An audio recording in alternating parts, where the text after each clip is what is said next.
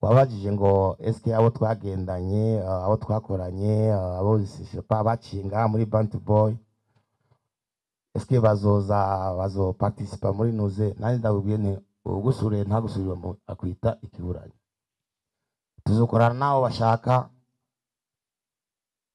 nabo babonye yuko hari ikintu twabafashije muzobabona hama bajya abantu batabone ikintu twaba twarabafashije no nibazoza kuko nta kuntu umuntu reka ntituvuge byinshi no nukuri benshi barashaka sinzi basati bagende sinzi banuze balvini bande bagende hanze ariko kibazo eske nibagenda bazogaruka nico kibazo ariko umwana ntiyagiye ku ishuri ntibashatse kuvuga kiriko ntiyagiye ku ishuri twe twarabajije n'umwigisha kumba maze nk'ukwezi ataja ku ishuri n'ubu ntiyashaka gusubira ku ishuri ijya kontra iracahari kandi jewe noshima yuko byonezera akora umuziki aja ku ishuri kuko niyo yari intumbero yacu Waje none ko waje ngawaje kuberi waje niko stare bro Jonge ndabwita yuko ari ubujyaje Washimofu ni nagenda muri nuze yawaza shaka nyirukane mugabo je mvugisha ukuri nakuno kwidogera abantu hama wowe nyine ukacusubira ukazana ba bantu bari kuridogera sunaga mukora danganya bato niwe vuga kuserukira aba DJ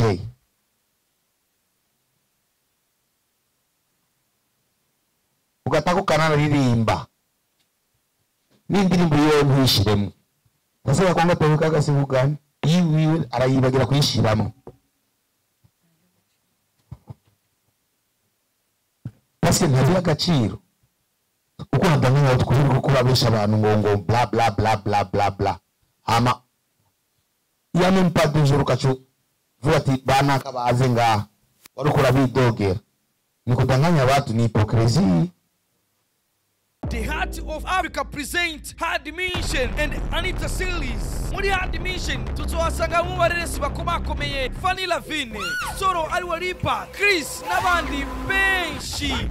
Anita series yoyo usanzwe irimo bamwe mu bihangange bakomeye mu mareresi yo gutwera ndavuze muri comedy. Tutowasanga uwo bita Ismail Gasso. Guys. Uraza kubona muri description link uca winjira neza muri The Heart of Africa. So subscribe bamukurikirana amaseri ndetse n'amaseri aryoshe cyane gose ntitwigera tunanirwa kiretse yo twigira wambajije ikibazo reka nishuri wewe nk'umuntu uza agaciro kabo kubera iki utabateguriye inzira hariya babakire nk'uko bikenewe.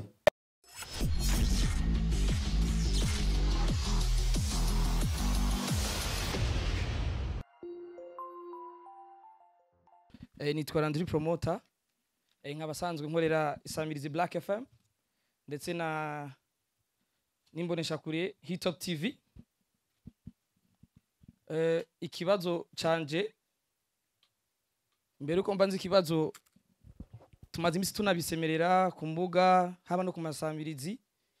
Kino gikorwa Bantu Boy ikoze ni gikorwa kidasanzwe, ni gikorwa kitwereka neza yuko mu Burundi dufise amwe mu management ariko arakora ibintu bishimishije muri ya ntumbero yo kwiteza imbere no guha agaciro ivyacu.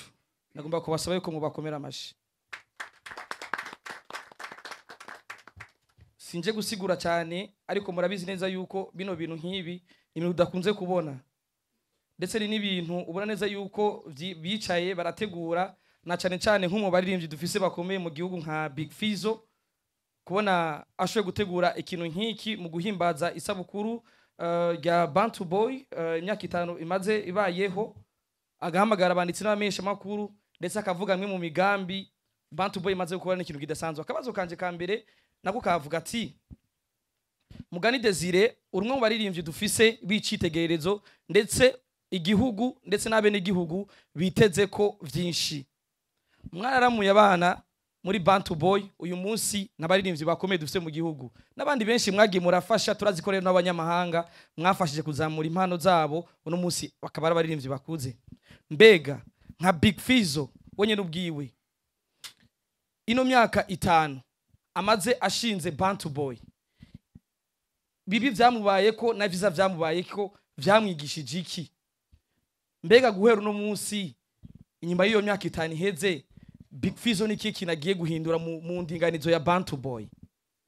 Ikibazo canje kigira kabiri, harakantu wacishijemwo uvuga ati twaratewe, tukaba tuzi kandi ko Big Fizzo numwe mu baririmbyi dufise basohoka cyane.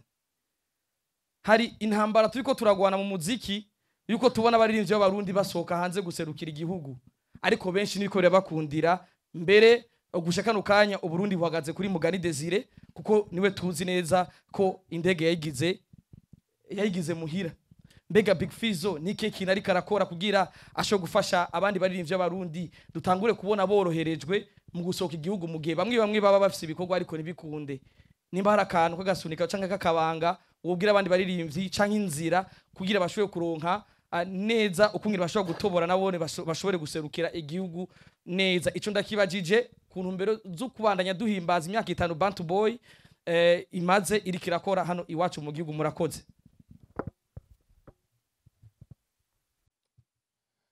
Jeni baza yuko hari ikibazo babajije shepa ingorane tumaze guhura nazo haisite ikitusa. Jeni baza yuko tutovuga ingorane kuko ingorane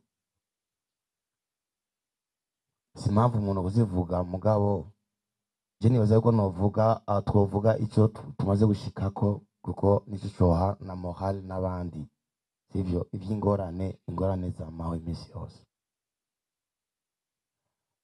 Nimba duhimbaza uno munsi imyaka 5 nuko hari terambere ryinshi ryashize muri Bantu Boy. Turafise imigambi myinshi, turafise ahantu tumaze kwigeza kuko nayo ahandi turi kuba twarabiretse. Turi kuvuga ati nta kamaro gahari ko kubandanya atakintu na kimwe kitinjiriza canke ngo intérêt yacu kuturonka ama intérêt yacu. Turafise ibintu byinshi tumaze gukora biri privé umuntu adashobora kuvuga mugabo nukuri Imana twarakoze nimba mushaka twarakoze tumaze imyaka 5 mugabo imyaka 2 n'inusu canke imyaka 3 yose twakoze ku buntu. Ariko turagwana turavuga ati kimba twarishinze ngaki foko kibandanye. Hari abaririmbyi twasohoye mwarabibonye benshi baraje iki hama paje yabajije si bagendera muri ntuze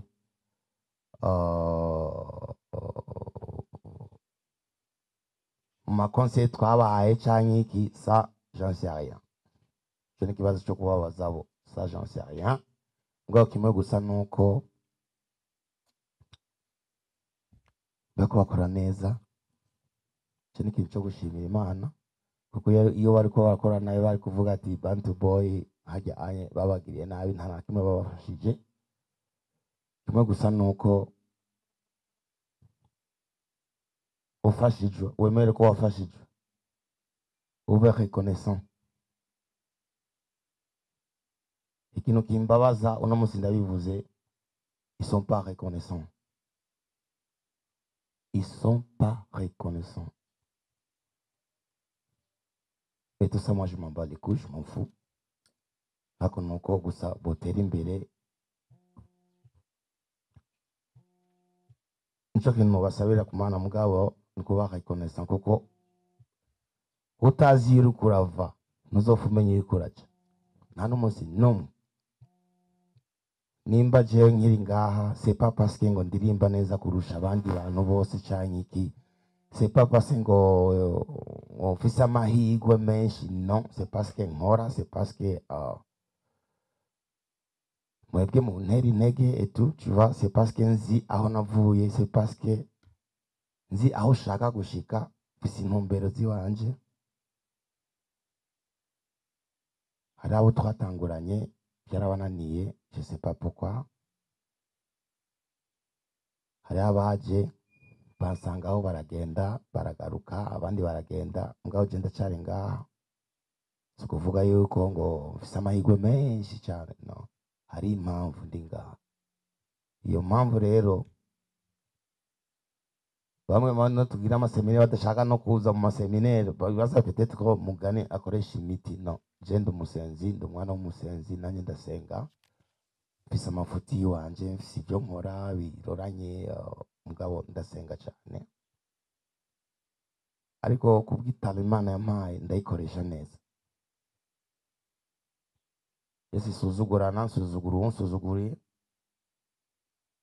singwana, ariko uje kuntera ngirane ndivuna, ça c'est normal. Unsotoye ebana hapo ni problem.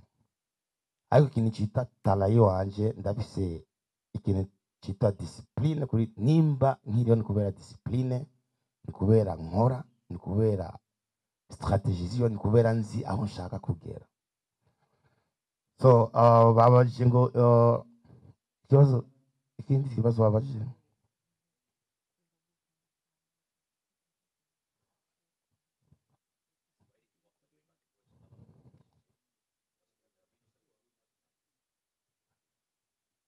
ok, reka tube clair. Ugusuriye utamusuya kwitiki. Wabajije ngo eske abo twagendanye, abo twakoranye, abo pa bacinga muri Band Boy, eske bazo participa muri nuze. Nani ndabubwiye nti ugusuriye ntagusuriye mu akwita ikiburanye. Tuzokorana nabo bashaka, nabo babonye yuko hari ikintu twabafashije, muzobabona. Hama bajya abantu batabona ikintu twaba twarabafashije, no, ntibazoza, kuko nta kuntu umuntu, reka ntituvuge byinshi, mugabo tuzokorana n'abajya bazi yuko bari reconnaissant, bavuga yuko hari n'akajya kantu gatoyi twabafashije. Hajya umuntu iyo ufise inyota akaguha n'agakombe juste k'amazi gusa, uzobaye koresa ati arige nari mfise inyota nakayampaye amazi yo kunywa, abandi batampaye amazi yo kunywa. Voilà. Ama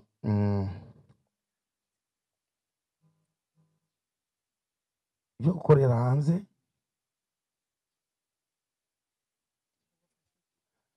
nobafasha iki? Jena kimwe nobafasha, na kimwe nobafasha nuko bokora gusa cyane, bokora cyane bagakora cyane.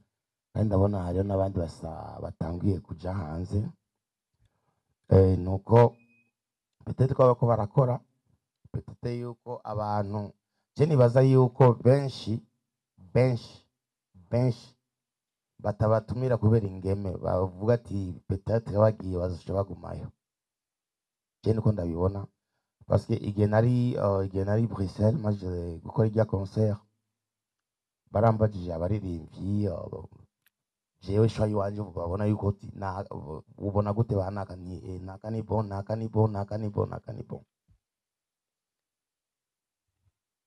Nibaza yuko igituma benshi hariya batabatu baratinya yuko babatumyeko baraza kupiga chelele, kuko iyo ni discussion yaguma igaruka.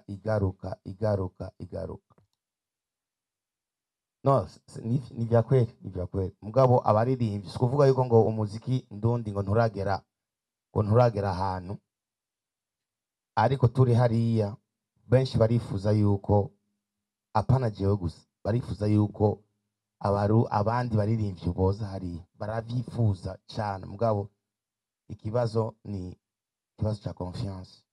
Eske baje bazosubira inyuma?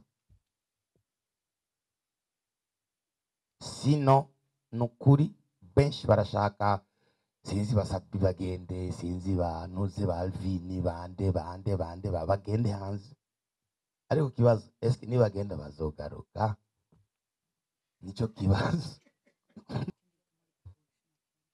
ngira ndiko ndishura ibibazo byawe ndiko ndabivanga byose okay ikindi kibazo wari ninde yari yabajije ikindi kibazo ngo Landry wari wabajije ngo ingwano by'ingwano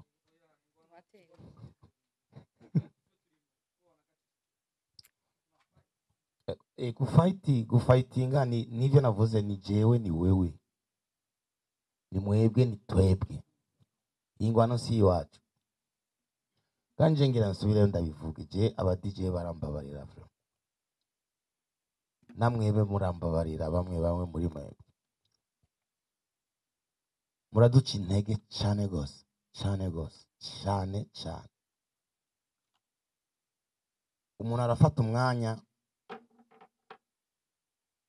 kugeza ushaka kwinjira mu kazi kiwawe ariko jewe indirimbo ndashaka indirimbo sadepa ndashaka kuyandika n'ukwezi nawe no kwandika n'umunsi umwe ariko ni energy bitwara reka nishire mu kibanza cy'abandi jewe tuvuge ndafise studio basi reka je nishire mu kibanza cy'abandi umuntu arafasha umwanya wiwe energy yiwe aranditse indirimbo agiye kuriha amahera muri studio usanga nayo mahera yarishe we ntiyariye arafasha umwanya wo kuja muri studio umuntu aravuga ati indirimbo ifise iminota 3 indirimbo ntibifise iminota 3 nuko yoba ufise umunsi wose cyangwa amezi 2 kugira iyo ndirimbo y'iminota 3 ije hamwe baragiye ngiyo barayishize nta promotion mu bagiriye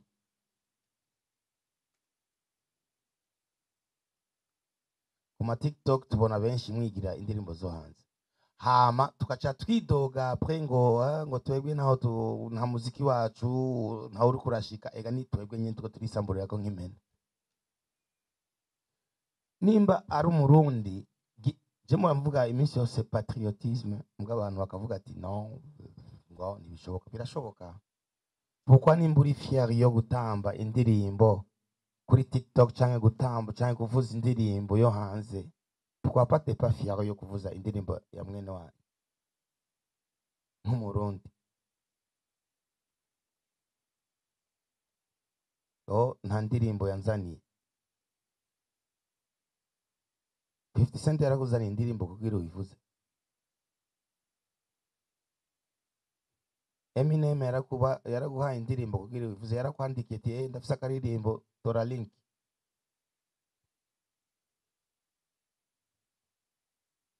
il faut que tubishira mu patriotisme nimwe mu vyica nitwe tuvyica mwana ndabivuga iminsi yose umuntu wese ube team kanaka c'est bien je ndakunda Barcelone ariko sinshobora kuvuga yuko ngo Real itazi gukina no ariko bihuye mfana toujours Barca ariko Real dutsinze ndavuga nti ego yadutsinze rero natwe tugira ama team c'est bon ariko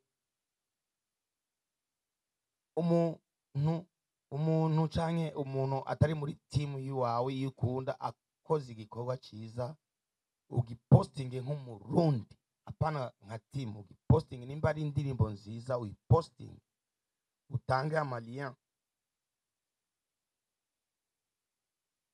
bariko baratwinjira murabibona murazi impamvu bariko baraza ngaha cane murabizi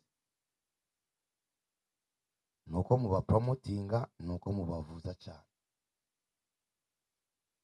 urazi impamvu tutaja gukora ama concert muri Tanzania aho hafi muri Tanzania c'est parce que batatuvuza kuko ntushobora kuja gukora igiteramo batakuzi nimba tuja muri Congo ngaho nuko batuvuza mu tubare bakamenya bakabona muri televiziyo y'iki, ariko nimba bajya baza kuvuza ngaha nuko babavuza, kuko ntibashobora kuza gukora amakonseri ngaha batabavuza, ntibibaho.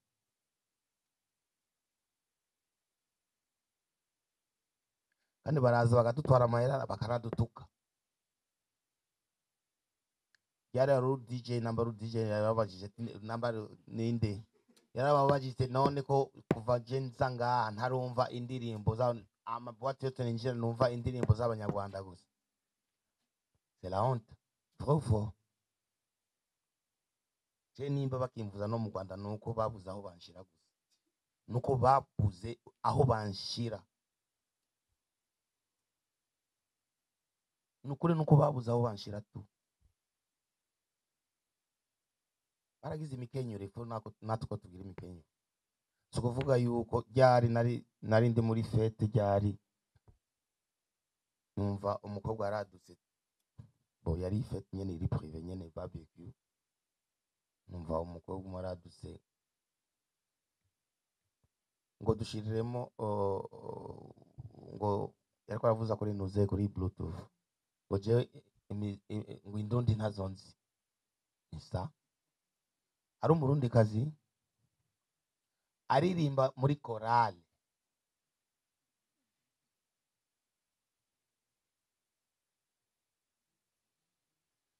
ngo indirimbo z'Uburundi nta kanovera zifise, ngo indirimbo zo mu Burundi ngo ntizitambika, na slow iratambika mani, n'amayaya aratambika, koma uvuga ngo ntizitambika, bavugije n'umuduri ngaho utamba. J'étais tellement choqué. Kugeza aho nshira indirimbo ya Dramati avuga ngo ni y'Abanyarwanda. Titi imagine.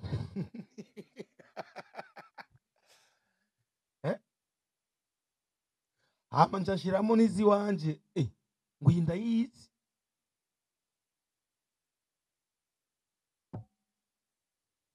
Nukuri ndababwira, imwebwe murabifisemo uruhara runini ya cyane. Abo dukorana umwuga bagenzi banje baragerageza, vraiment baragerageza cyane gose, cyane gose gukora. Je na promotion nyene nimwashaka muyinyime, mugabo aba bantu bariko baraza, s'il vous plaît, i jeunesse iri kuraza,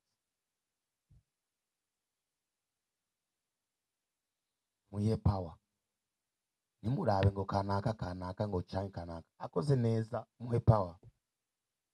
Nawo buri team naka mugabo indirimbo nziza nawe nyene urayumva, iposte tanga lien, nturinde ngo kubera ngo ni kanaka canke. Ari abantu benshi, c'est dommage, ariko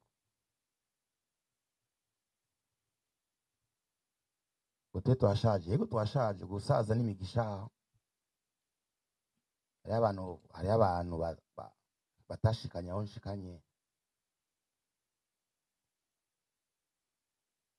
Twe twashaje, nimufashe rero abo bajene bariko twebwe sawa, twebwe twashaje, bajya abajene ko mutabafasha none, nimushiremo inguvu rero, muba promoting. Twebwe twashaje mudukuremo nacu, tuzokorana n'abasaza nkate, ariko bajya abajene nimubahe power.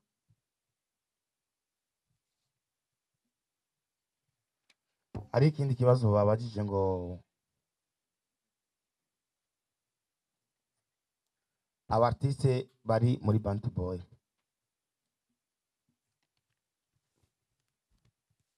Twebwe nk'uko twavuze ni Bantu Boy si FIZZO gusa. Je sinuguriye iyi studio ngo nzo ndaririmba jewe nyene, nimwashaka mubaze n'abantu bose bari ngaha bakora ngaha, na password ya computer ntayo nzi. Intumbero twuguriye Bantu Boy nuko ibintu twaciyemwo mu kurecordinga, ingorane abaririmbyi baronka, twashatse yuko bisanzura bageze ngaha. Nimwashaka twebwe ntitumeze nk'abandi, amasidi usanga kenshi atwara 60% cyangwa 70%. Rero twakubwira ko dutwara umuririmbyi dutwara na 30% nimushobora kubyemera kubera umuririmbyi yiteza imbere. Hama kandi no muri iyo 30% twe twaronse tugategura n'amaclip 60% n'amafaranga aja mu mufuko wiwe. Ni mu ntumbero yo kuvuga ati umuntu ibyo ariko arakora aronkera akayogo. Muri Bantu Boy babajije ngo turi kumwe n'abandi, Elizabeth aracahari, hariyo Cherine Rock, hariho Msamaria, hariho Jolis, nibaza yuko hariho benshi bashobora kwibaza ati mbega ko tutababona ko badakartona cyangwa ko bimeze uko nuko. Ikintu cyose n'umwanya wacu ko jewe ukuntu mba mvuga iminsi yose gukora ku mwanya nta guhuruduka ngo gisepa. Nibaza ko biri mu strategy bituma nkiri muri list, sishaka kuba uwa mbere, sishaka kuba uwa kabiri, sishaka kuba uwa gatatu, sishaka kuba uwa kane, ariko muri 10 nshaka ko mba muri abo 10. Sindiko ndagwanira ikibanza cya mbere mugabo sinkeneye ikibanza cya nyuma. So ikintu cyose n'umwanya wacu nk'uko bajya baje turabategura n'abandi turiko turabategura. Nejo bundi niyava muri Bantu Boy azogenda avuga ati mu mutwe ati hari ikintu nahakuye c'icigwa, muzobabona, muzobumva nk'uko n'abandi mwabumvise barahari. Nuko dukenye nyene, nuko tudafise amahera menshi. Benshi barimvira ko dufise amahera menshi. Jewe n'ukuri nari gufata abaririmbyi bose nkabashira muri Bantu Boy, nari kuva mfise ubushobozi kuko niyo ntumbero yacu, nico kintu twifuza, nuko twabona abaririmbyi bako baratera imbere, kuko twebwe ejo n'ejo bundi tuzokinjura. Eske inyuma dusize nde? Abaririmbyi mwabumvise barahari. Sinzi ko hari ikindi kibazo wizindi.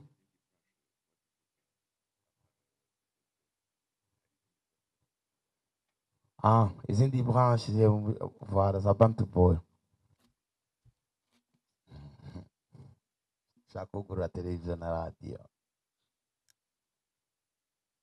Untumbero ntumbero nyene yo gufasha gupromotinga umuziki ndondi 100% umuziki ndondi, yo kugirane nabajya abana bataba promoting aba bandi babanza kubasaba ibihumbi 10, ibihumbi je sais pas quoi, nabonye bazoronkeraho chance yo kuvuza. TV na radio niyo ntumbero, niyo turiko turajubanya, niyo migambi turiko turategura. Nimba zoba muri 2025, nimba ari ryari mugabo niyo migambi dufise. Twese murazi ko ibindi mwabivuze, turafise abamodo, turafise team ya football, turafise, ariko ubu anye imigambi hari ni television na radio. Nibaze ko ibibazo byose nabyishuye. Ngo ndakubwira nkuko nabivuze, so kuvuga ko yavuye muri Bantu Boy ngo je ndazi ivyo ushaka kumva, uri kurampiyeje. Ndakubwira yuko ngo twashe tubabwira ati nimuhagarike iyo kontra yo kubandanya kwiga. No, niwe atashatse kwiga, si twebwe. Muri association twaramusabiye baramwemerera bourse yo kwiga, sivyo? Ariko umwana ntiyagiye ku ishuri. Ntibashatse kuvuga kiriko ntiyagiye ku ishuri. Twe twarabajije n'umwigisha, kumba maze nk'ukwezi ataja ku ishuri. N'ubu ntiyashaka gusubira ku ishuri, ijya kontra iracahari. Kandi jewe noshima yuko byonezera akora umuziki aja ku ishuri kuko niyo yari intumbero yacu. Ariko kubera ngo yavuye muri band boy ngo taje tugenda, no, ikontrera cyahari.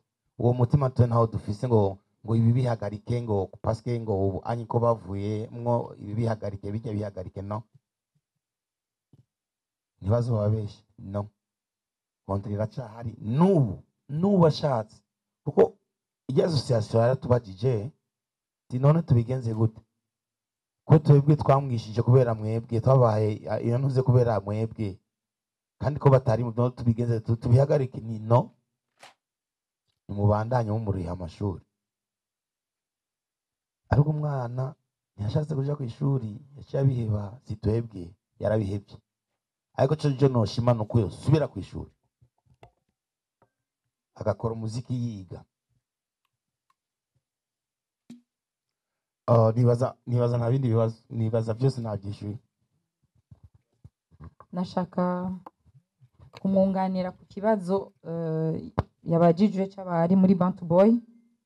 Yabishuye abafise contrat musanzwe muzi, hariho batatu baje bava muri projet Isanamu, ngira mwarabikurikiranye.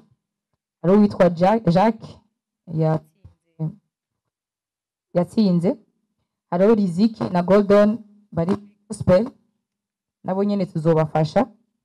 Hakaba hari n'abandi ba artiste dukorera ikintu bita management digital. Hariho Ednak nibaza ko yaje, Shani Queen n'abaririmba gospel. Hariho peut-être mu misiri abakingorongoro na dufashe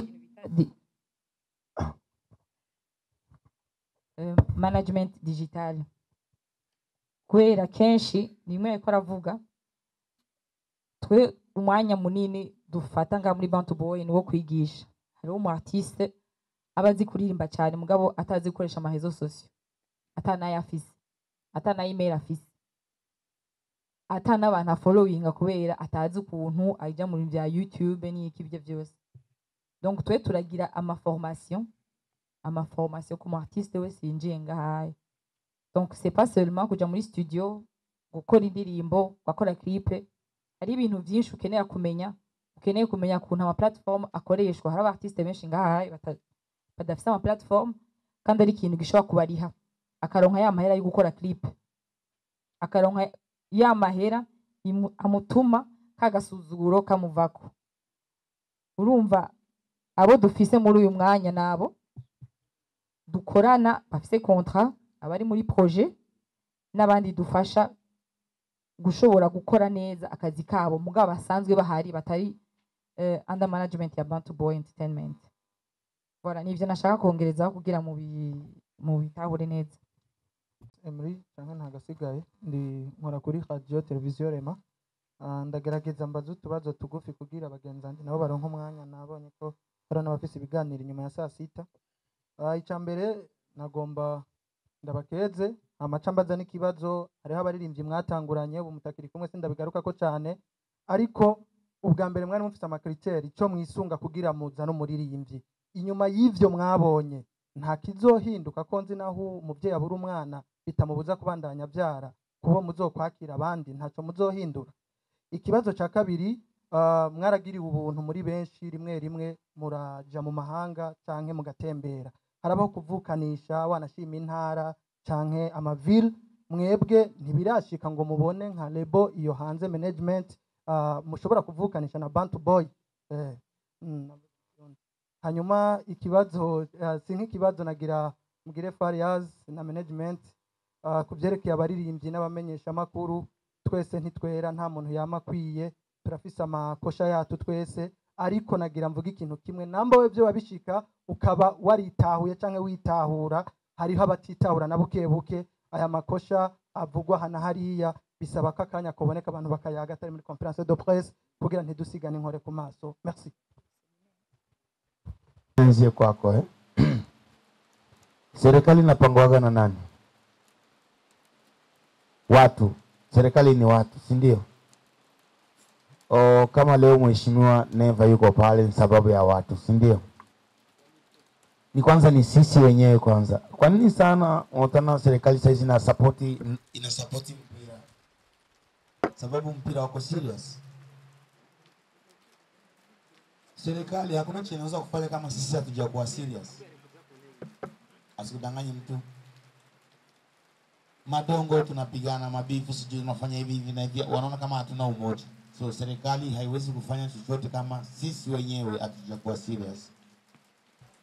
Nishaga kuongea na watu wa serikali, lakini wanasema nendeni kwanza mkuwe serious, tutawasaidia. Hivyo sisi kama Bantu Boy, kuna mambo serikali inatusaidia sababu wanaona tuko serious. Kuna project ya president ambayo sisi tumo ndani sababu wanaona tuko serious. Sawa dogo zangu nao kama wataki kuwa serious hawezi kutusaidia. Siku sisi tutakuwa serious, serikali iko tayari kutupatia hela. Iko tayari kutusaidia kwa chochote kile. Haki ya Mungu. Na ndio maana nilisema hivi, ni sisi wenyewe kama ukiwa timu fulani, sio mpaka eti sababu ule katoa nyimbo mbaya au katoa nyimbo nzuri usiposti kwa sababu eti uko timu fulani. Chukulia mfano hapa nchi jirani. Kwa hiyo wanagombananga, lakini ikitokea mtu akitoa wimbo wote wanaisupport. Na ndio maana saizi leo wanatuataki hapa, lakini sio kosa lao wala sio kusema kwamba wanaimba sana kutuzidi, hapana. Ni sisi wenyewe tunawapatia hiyo power. Sisi wenyewe. Sio wao tu wanaimba muziki mzuri sana kutuzidi, hapana. Wao wenyewe wanasema kwamba wanakuwa inspired kutoka hapa Burundi. Wa musician kutoka wanakuwa inspired na wa musician kutokea hapa Burundi.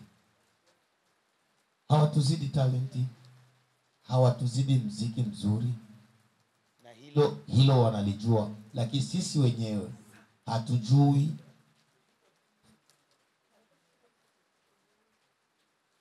Kujiuza, hatujui kujipa thamani. Lakini ukionaga Fizzo anaenda kwa mjoo, huyu jamaa ni ngangari kweli, ni ngangari kabisa. Tujipe heshima, watu watatuheshimu. Kama hujiheshimu hakuna mtu ambaye atakuheshimu. Asikudanganye mtu. Tanzania watu wanaangaliaga ni hapa Burundi.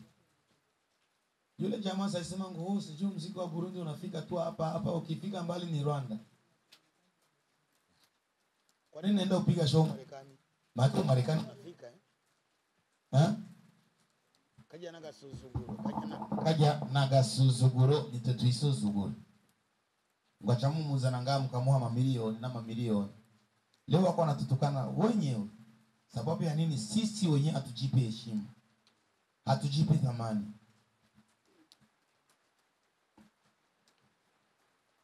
Wadiji wanatoka za hapo nchi karibu jirani wanakuja hapa, wanakuja wanapiga, wanachukua hela wanapeleka, kesho kule wanasema nini? Wanaongea mambo olofa, wanatutukana. Na nyinyi mko na TV online. Kwa nini hivi vipindi na nyinyi msivifanyi? Mnaikalia tu sijui nani ngo ya vumbu enaka. Hizo ni deba. Wengine washangaza vita mapema. Sisi tunakaa tu ya vumbu yetu, tunakaa wengine sijui madam yangu ni mzuri sana kuliko madam wa Fizzo. Inakuhusu nini madam yangu kama ni mbaya au kama ni mzuri? Ulikosa content za kusema.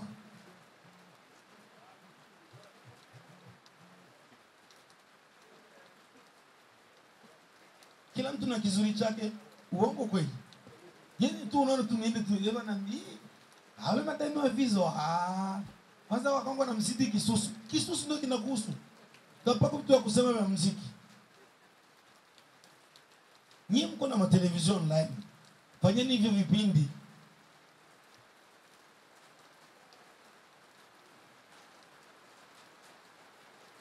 Ndio maana mimi mara mingi sitaki tena ma interview sababu ya hivyo. Nikija kwa interview na niuliza tena vile vile ngo hii dondori. Mimi tena na kujidondora tena.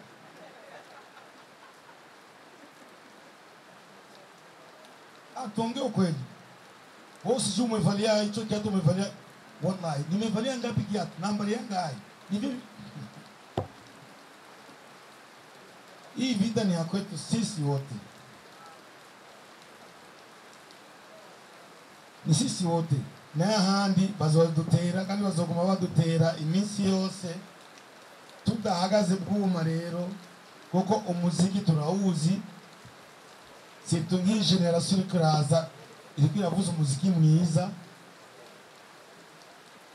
Kandi icyo ndabasabye iyo umuntu akosheje nimumutuke muhanure tout simplement ti aho ari gukora uku gakora uku ariko mubishira imbere by'iwacu uko n'ahandi jene ko nawe bihe byigera nuko nyine bifite umutima ukomanga nyine size kubera mwebwe kaza mvuga mpanje yanise ngo una musana n'ingambo Burundi baje una musana ari ngabyange na musana n'ingambo Tonto tubibitoka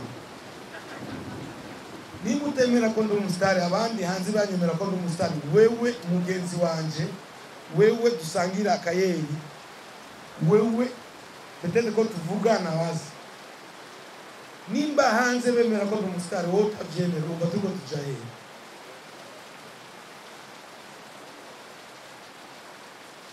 tuko tujaye una umusitari ari mu Burundi yo uko stari bro niyo mpamvu muri ngaha nimba ngenda gukora ibiteramo hanze sababu niko star kuvuga ngo nta mustar ari mu Burundi ubu kurasha intege n'abajya batoya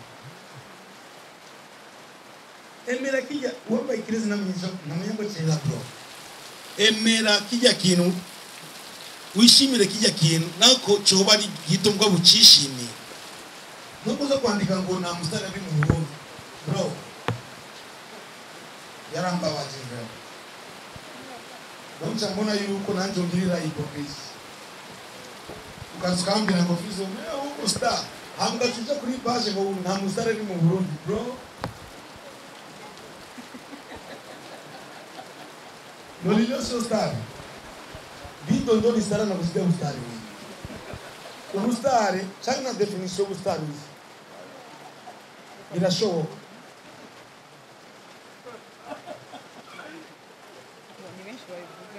ni benshi bavuga ngo ni muzi definition of star umaze kumenyekana na uko star ariko star buratandukanye tout simplement na uko star rero uvuze ko atamustar mu Burundi uri kuri chafuza wenyine uri kuraca intege abantu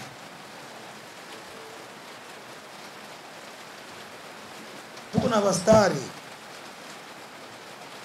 naho amalevu atandukanye ngo turafise abastare bro umuntu agiye akaririmba agakwiza abantu amajana 5 waje kumuraba bro n'umustare umuntu akagenda agakora ibiteramo abantu bakavimuhira bakaza bava za Kinama bagenda n'amaguru bavuye muri concert bavuye bro n'umustare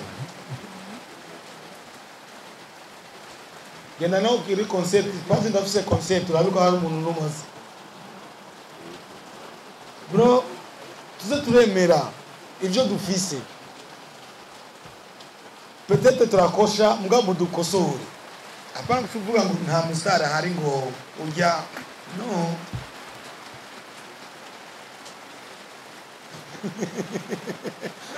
baje none ko waje ngawaje kuberi baje ngo star bro uko ubu ari tekinoloji yarabaye nyinshi byose bikorwa muri kompiyuta si kuvuga yuko ngo hari ikintu kinini yaba turishije peut-être tuvuze na studio zikora music live hari itandukanye rinini ko haba hakenewe ibyuma byinshi ariko natwe ngaha turakora live music turaronka abagosi baza gukora live son ikintu cyitwa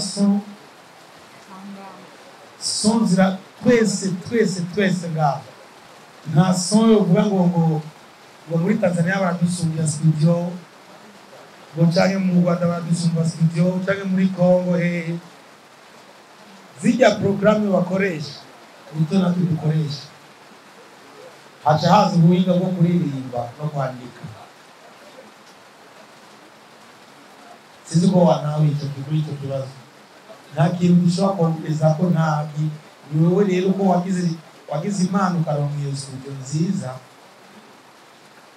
ifise amaso yose ni wowe ukoresha ubwenge bwawe n'ugutwi wawe kumviriza ikintu cyiza cyo kuruta abantu kugira ngo wumvirize uwo muziki wawe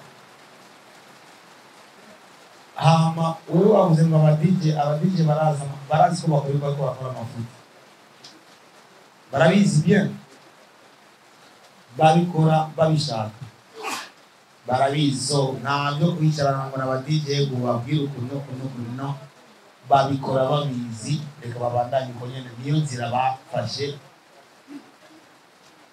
ndetse mbona ikintu bababwira kuko barabizi ibyo bakora barabizi abana barabizi umunyamahanga avuye hariya araje nga ashaka kudekuza Uburundi ashaka kumva indirimbo z'abarundi araje muri boîte agiye atumva none nga turi muri Congo moi dernière fois j'étais avec un Congolais aliniambiaga ngo FIZZO tushe kala masaa matatu hapa siasikia hata nyimbo yako aba DJ ni wafu tuko Nigeria nishasikia tu Matanzania Makongo sijui wapi wafalipu pame wewe legende si yakusikia mimi nenda kumpiga ule DJ kamba usiende problem nawe ngawa unde bati kuyari achavwa muri various ya mugobise kubera twicaye mu kabari kamwe Shapira radio mu mugani yangubise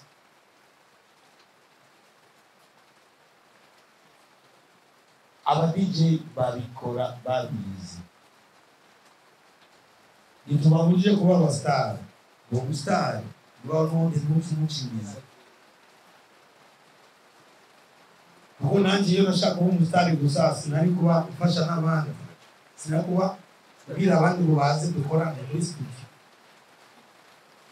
Bumustare nta kibazo pacho bumustare nta kibazo mugabo n'abandi ntubafyo ndi duto ni makosa naho turiko turaja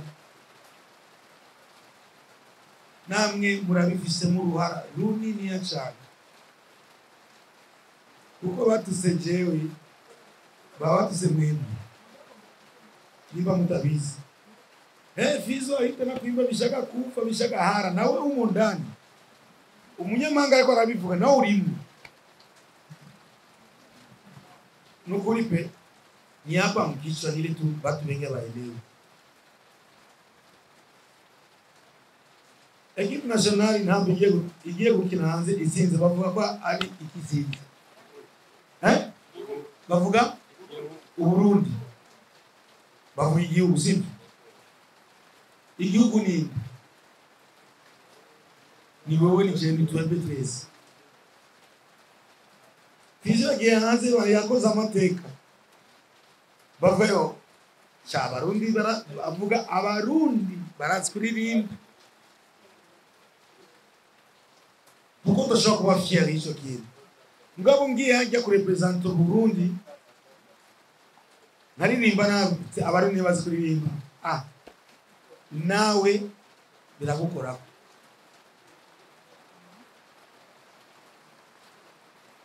nawe biragukora ko niko abantu batazi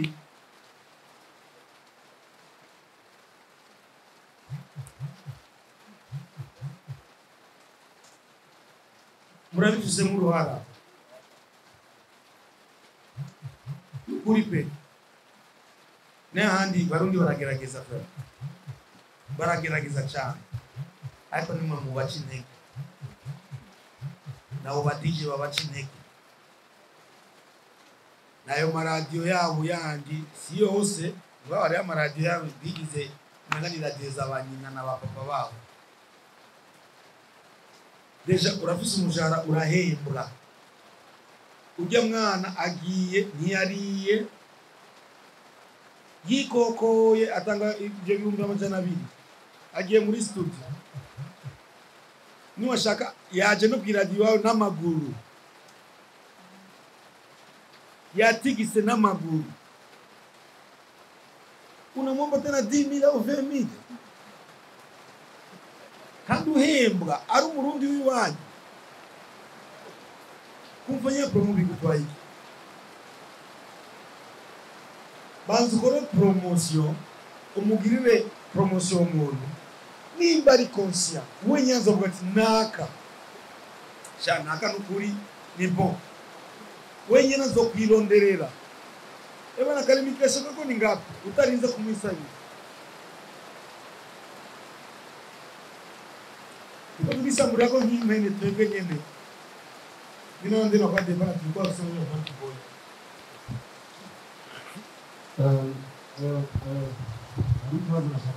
Reka nangire kuri iyi ndirimbo nk'uko navuze je simfa kuvuduka cyangwa kuvuduka ngo nkore uko abantu bashaka. C'est vrai que nakoze indirimbo zibiri umwaka ugira urebe niyo yari ntumbero yanjye. Sinkora ibintu juste par hasard, non, banabiplanifie. Nimba nashimye gukora amakolabo menshi ndafise amakolabo n'izindi zitarasohoka, nawe concentre n'amakolabo parce que iyo umuntu agusabye kolabo nuko abona abakwizera. Ndafise kolabo n'Abakenya, ndafise kolabo n'Abatanzania, ndafise amakolabo ni menshi nuko tarasohoka tout simplement. Ariko nimba kubona barashimye ni kuvuga yuko abandi bavuga ngo ntituzi gukora ngo umuziki wacu ntugera kubera ko Abatanzania badusaba amakolabo. Ni ukuvuga ko batumviriza. So mugabo kimwe gusa nuko uyu mwaka navuze nti nzosohora indirimbo zitarenga 4. Maze gusohora 2 hari ndabizi hari na ngangari zigiye gusohoka vuba n'amavideo yazo yayo. Ama 2023 tutapigana kuri hiyo Qur'an. Ama ikibazo wa mzingo cha cyo kuvuga yuko ngo bijyaje gutumira abantu cyangwa iki, oya nitujanse kuko barimo na nyine abatuma batuinspira, barimo kumviza imiziki yo hanze nabyo nyine birakenewe muri industry. Jesi navuze ngo bareke kuza, simpagaze ngo mvuge ngo none babazibire cyane ikintu. Agaciro babaha niko je ndiko ndagwabo, kajya agaciro babaha bakaduhe natwe.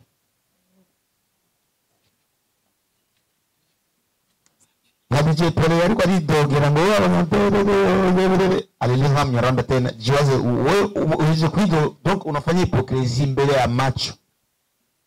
Jenje ndabwita yuko ari ubujyaje.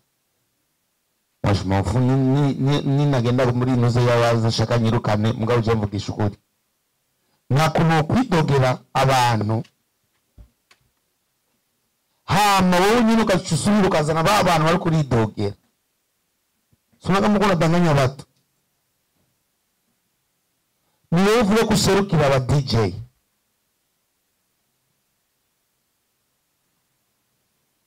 Ugatako kanana ririmba. N'indirimbo yo ntishiremo. Ndasaba ko ngatabuka gasivugana. Iwiwe arayibagira kuyishiramo. Parce ntazi agaciro. Uko ndamenya tukuri kuko babesha abantu ngo bla bla bla bla bla bla. Ama yane mpadu juru kacu vuati bana kabaze nga warukura bidogera. Nikudanganya watu ni hypocrisie. Wachi hypocrisie uko babesha abantu.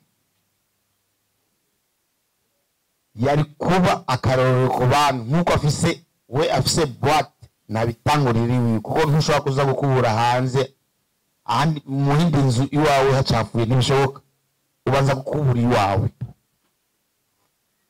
nituriko turasaba ngo 100% no basi 50% basi ariko wumva Nigeria 80%, Tanzania 80%. Nituko turasaba ngo bareke kuvuza abandi no. Au moins 50% basi.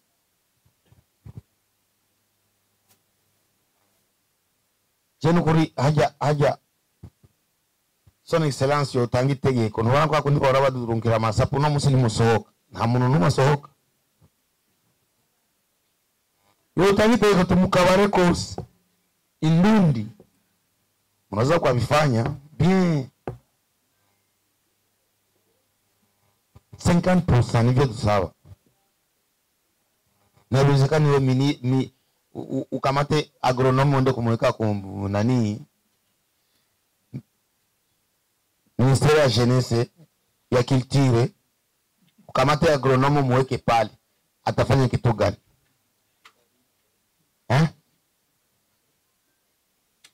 hajui sana ntazi umuziki umushira haja ushaka umuziki uzogenda biracagoranye wallahi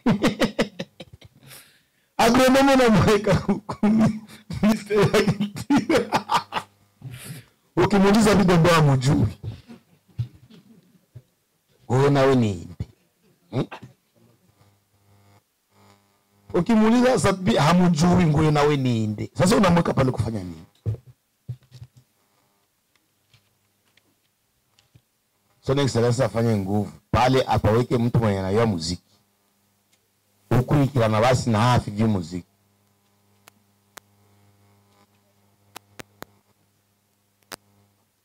bakona franga pale wanazikula za franga zetu wanazidami bien turabizi wanazikula bien wala niki navuze ngo cyo kuguza ba DJ chagi ama seminaire turadukora nayi abo kuba ari bantu boya bikoze ntibashobora kuza ni bya bintu nako cyasubira hahandi nyene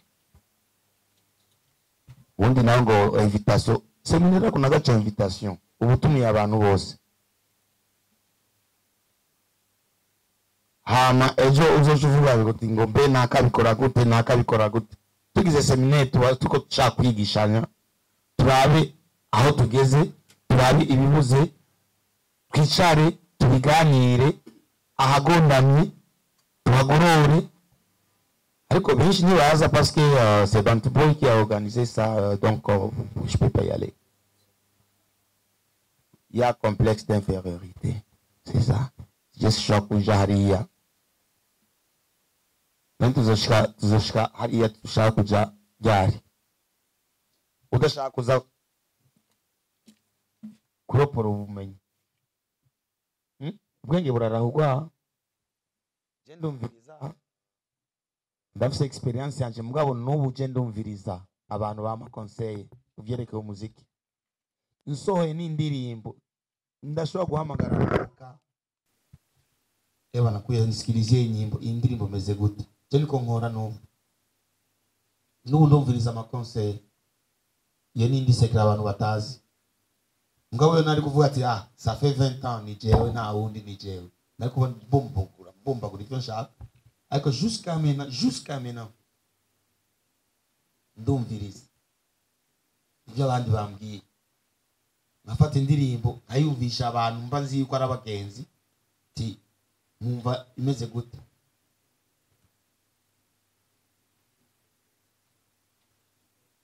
Kivodo hari ikibazo cyawe wabajije ngo cha Pego vuga ikibazo cha 5 ans ko tugeze hehe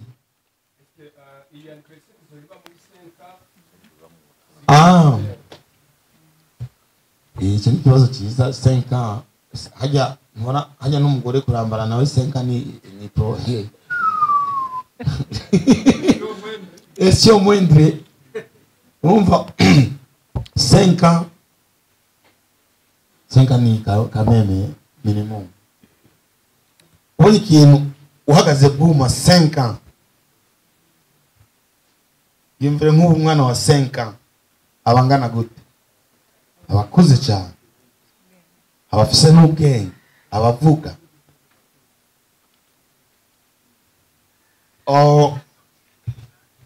je nibaza yuko ico tuzora tugikora chaque 5 ans. Chaque 5 ans dukora anniversaire. Ega anniversaire ni misi yose ubonye uvyutse aba ari anniversaire kuko ari umuntu abapfuye cyane jewe nigira anniversaire misi yose ko mbonye Imana intijije ubuzima nkabyuka aba ari anniversaire. Ariko ukoze ikintu kigahagarara 5 ans ubura umugabo ni ingeme dufise ngaha muri ingeme yisha abantu ngaha, ariko ugahagarara ukabona ikintu cyawe urahagaze 5 ans uri kuragikora, c'est pas moindre. Nibaza ko tuzora tukira 5 ans après 5 ans parce que 5 ans urugendo rwa 5 ans ni koroshe. Ego nitwa Patrick.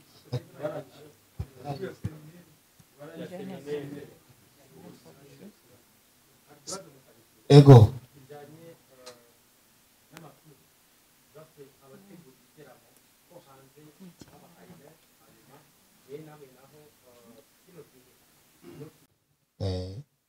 sebate 28 niyo mpamvu usanga batamamagara kenshi, niyo mpamvu kenshi tutabona bamamagara mu biteramo, na niyo mpamvu nikorera ibiteramo by'iwanje jewe nyine parce que badafise inoti yo kumva.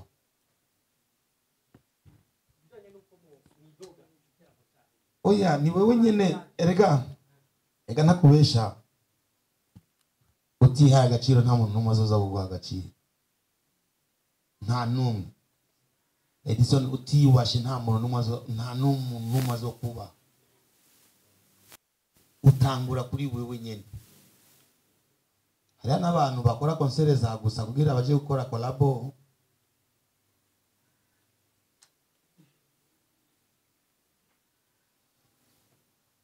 Uravyumva ivyo bintu twe turaririmba kwa gusa mugabo tukire collabo.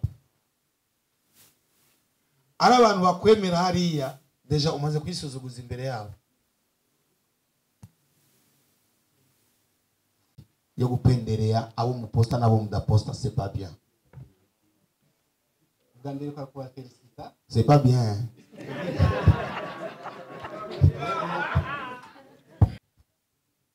Okay. Hinge. Ntiwajanye n'abakiri ko hariya kubera ko utabateguriye inzira hariya babakire nk'uko bikenewe. Wambajije ikibazo reka nishuri. Wewe nk'umuntu uzi agaciro kabo kubera iki utabateguriye inzira hariya babakire nk'uko bikenewe? Vuba bakaza gutegurira inuze akarere. None washaka bakwakire gute? Ko mutagiye gutegura akarere? Ega bo baraza bagategura akarere ngaha, bakaza bakakubwira bakabwira nanka muzogende azoza nuze. Ushaka bakwakire gute kaka?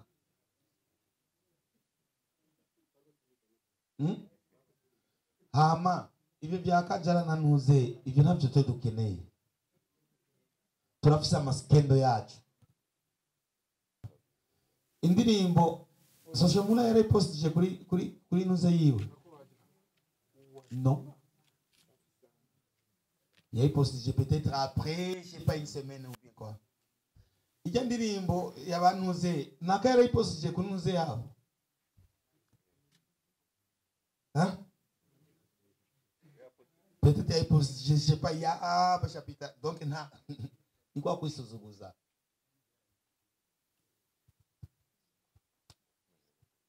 Jewe ko dukora ndirimbo tujwa poster, sinon binishi hapo.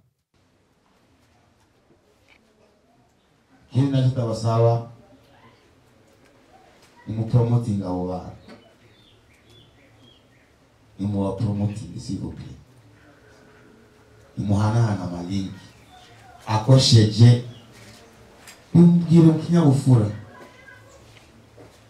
nakasohoye. C'est pas parce que ngo jenda bisubiye ibya team tubireke, ba team yiwawe nta kibazo, mugabo dushire patriotisme imbere. Nta muntu azoza kutwigisha gukunda iby'iwacu turi tutabyikundira. Nasohoye indirimbo, naka yasohoye indirimbo iposte, hana link, turabe ko bari bazodusuzugura, ariko niba badusuzugura nitwe tubyitera. Murakoze cyane, Imana ibahezagire.